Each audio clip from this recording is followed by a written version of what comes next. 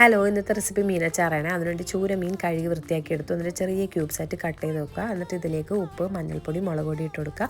Kashmiri chilli പൗഡറും പിന്നെ സാധാരണ മുളക് പൊടി ഇട്ട് കൊടുത്തിട്ടുണ്ടെങ്കിൽ നന്നായിട്ട് മിക്സ് ചെയ്യുക. ഇതിലേക്ക് ഇച്ചിരി വിനെഗറും കൂടി ഒഴിച്ചിട്ട് മിക്സ് ചെയ്തിട്ട് മിനിമം അരമണിക്കൂറെങ്കിലും മാറ്റി വെക്കുക. ഇനി ഒരു പാനിലേക്ക് വെളിച്ചെണ്ണ ഒഴിക്കുക. എന്നിട്ട് നമ്മൾ മീനൊന്ന് വറുത്തെടുക്കണേ. അപ്പോൾ മീൻ ഇട്ടപ്പോൾ തന്നെ ഇളക്കരുത്, മീൻ പൊടിഞ്ഞു പോകും. കുറച്ച് സമയം വെയിറ്റ് ചെയ്തിട്ട് വേണം ഇളക്കി കൊടുക്കാൻ. അപ്പോൾ 2 ബാച്ചായിട്ട് ഞാൻ ഫ്രൈ ചെയ്ത് മാറ്റി വെച്ചിട്ടുണ്ട്.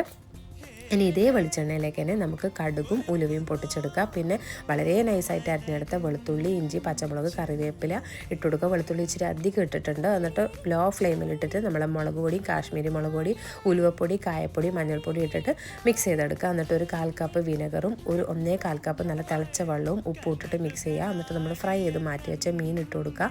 എന്നിട്ട് തിളച്ച് കുറുകി വരുന്ന സമയത്ത് ഇച്ചിരി പഞ്ചസാരയും കൂടി ഇട്ട് കൊടുക്കുക. അതേ നമ്മുടെ എണ്ണയൊക്കെ തെളിഞ്ഞ് നമ്മുടെ അച്ചാർ റെഡി ആയിട്ടുണ്ട്.